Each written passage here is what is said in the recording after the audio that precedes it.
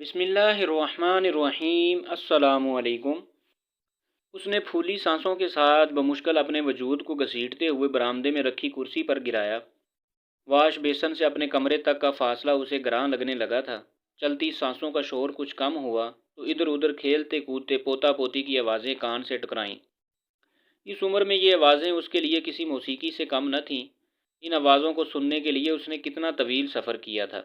یہ اس کے ماتھے کی لکیروں اور چہرے کی جھریوں سے عیاں تھا۔ آج سال بھر میں پہلی بار ایسا ہوا تھا کہ اس کے شوہر کے جانے کے بعد سارے بچے اپنے بچوں کے ساتھ ایک ساتھ جمع تھے۔ بھائی زیام، تم تو جانتے ہو میری اور تمہاری بھابھی کی بینک جاب ہے۔ ہم صبح کے نکلے شام گئے تک گھر لوٹتے ہیں۔ اتنا وقت ماں کو گھر میں کون سنبھالے گا؟ میری طرف سے معذرت ہی سمجھو۔ ساتھ والے کمرے سے آتی بڑے بیٹے کی آواز نے اس کی سماعتوں کو چونکا دیا۔ تو وہ سب اس لیے جمع ہوئے تھے کہ فیصلہ کر سکیں کہ ماں کو کون رکھے گا۔ اور میں سلمان بھائی، آپ تو جانتے ہیں کہ میں تو رہتا ہی سسرال میں ہوں۔ وہ مجھے بڑی مشکل سے برداشت کرتے ہیں، ماں کو کیسے سہ لیں گے؟ بڑے بھائی کو ہاتھ جاڑتا دیکھ کر چھوٹا بیٹا بھی ایک طرف ہو گیا۔ دیکھا، اسی دن کے لیے میں تمہیں گھر دمادی سے منع کرتا تھا۔ اپنا کماتے تو آج اپنی مرضی تو کر سکتے تھے۔ چھوٹے کی بات پر بڑے بیٹے نے لتاڑنا چاہا۔ ہاں، آپ تو بھائی اپنا کماتے ہیں، آپ کر لیجئے نا اپنی مرضی۔ چھوٹے نے لحاظ بلائے طاق رکھتے ہوئے آئینہ دکھایا۔ جوں جوں بحث بڑھتی جا رہی تھی، لہجوں کی تلخی میں بھی اضافہ ہوتا جا رہا تھا۔ چند منٹوں کی بحث کے بعد یہ ہوا کہ وہ احترام جو ان بھائیوں میں موجود تھا، وہ محض ایک ہوائی احترام تھا جو اب اڑن چھو ہو چکا تھا۔ قبل اس کے کہ معاملہ مزید تلخ ہوتا، چھوٹا بیٹا مصالحانہ انداز میں بولا، آپ سب بے فکر رہیے، میں اپنے گھر میں رکھ لوں گا ماں کو۔ ہاں ٹھیک ہے، پھر ابا کا گھر کرائے پر یا بیچ دیں گے اور رقم تینوں گھروں میں برابر تقسیم ہوگی۔ دوسرے بیٹے نے موقع پہ چوکا لگایا۔ برآمدے میں بیٹھے نومبر کے دنوں میں بھی اسے پسینے آنے لگے۔ بوڑھا وجود چند لمحوں میں مزید بوڑھا ہوا۔ اسے لگا کہ وہ اپنے باپ کے ساتھ اسے بھی دفنا آئے تھے۔ کیا کہا؟ آپ رکھیں گے ماں کو؟ خود تو صبح آفس چلے جائیں گے اور شام میں لوٹیں گے، ماں کو گھر میں کون سنبھالے گا؟ چھوٹی بہو میدان میں آئی۔ کون پکائے گا ان کا پرہیزی کھانا؟ کون دے گا انہیں دوائیں اور پانی؟ ثواب کمانا ہے تو اپنے سر پر کمائیے۔ کمرے میں کچھ دیر تک خاموشی چھائی رہی۔ پھر بہو اپنی نند کو مخاطب کرتے ہوئے بولی، نائلہ، ماں یوں بھی تم سے بہت مانوس ہیں۔ اگر اپنے ساتھ تم رکھ لو تو شاید یہ ماں اور تمہارے لیے ٹھیک رہے گا۔ وہ تمہارے بچے بھی سنبھال لیا کریں گی۔ اکلوتی نند اس خیال پر گئی۔ بھابھی، اس سے اچھا خیال تو آپ کے دماغ میں آ بھی نہیں سکتا تھا۔ ماں تو بچے سنبھال لیں گی، لیکن میری ساس کو کون سنبھالے گا؟ بھلائی منزل میں رہتی ہے، دن بھر آتے جاتے لوگوں کو گھورتی ہے۔ ماں کو دیکھ کر میری جان کھا جائیں گی۔ اور احتشام، انہیں تو آپ جانتے ہی ہیں، وہ کیا نہیں کہے گا کہ میری ماں کو تو تم نے اپنے ساتھ نہیں رکھا۔ تم اپنی ماں کو کس منہ سے میرے گھر لائی ہو؟ اور نہ بھی کہے تب بھی ان کا مزاج ایسا ہے کہ وہ تو پرائے مہمان کو ایک دن سے زیادہ برداشت نہیں کرتے۔ ماضی کی یادیں ایک ایک کر کے اس کے دماغ کے پردے پر دستک دینے لگیں۔ بڑھاپا بھی عجیب شے ہے، سب بھلا دیتا ہے سوائے ماضی کے۔ وہ جب بیاہ کر اس گھر میں آئی تو اپنے بڑے سے گھر کے سامنے یہ گھر چھوٹا لگا کرتا۔ وہ ذرا ذرا سی بات پر ضد کرنے والی، بات بات پر ناک منہ چڑھانے والی، کس خوش دلی سے اپنے میاں کے چھوٹے سے گھر میں خود کو ایڈجسٹ کیا تھا، یہ بات اس کے والدین کے لیے بھی حیرت انگیز تھی۔ نئے دن خوشی خوشی گزر گئے، لیکن پھر اکتاہٹ ہونے لگی۔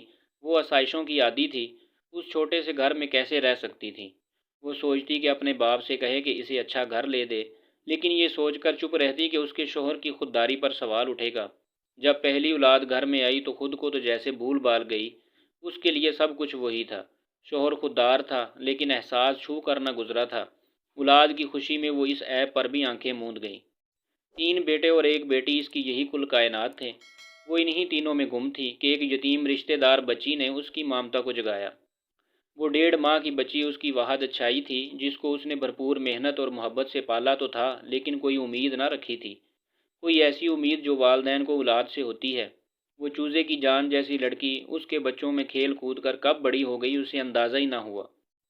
چھوٹی پھپھو آئی ہیں، اس کے پوتے نے اطلاع دی۔ ایک امید نے سر اٹھایا، لیکن نا امیدی نے آنکھیں دکھائی۔ جب میری اپنی اولاد نہ مجھے رکھ سکی تو وہ کیوں رکھے گی؟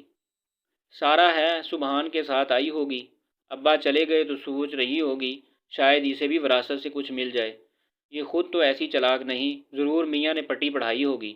کانفرنس روم میں باتیں ہونے لگیں۔ ماں، آپ یہاں کیوں بیٹھی ہیں؟ طبیعت تو ٹھیک ہے نا؟ وہ لپک کر ماں تک آئی۔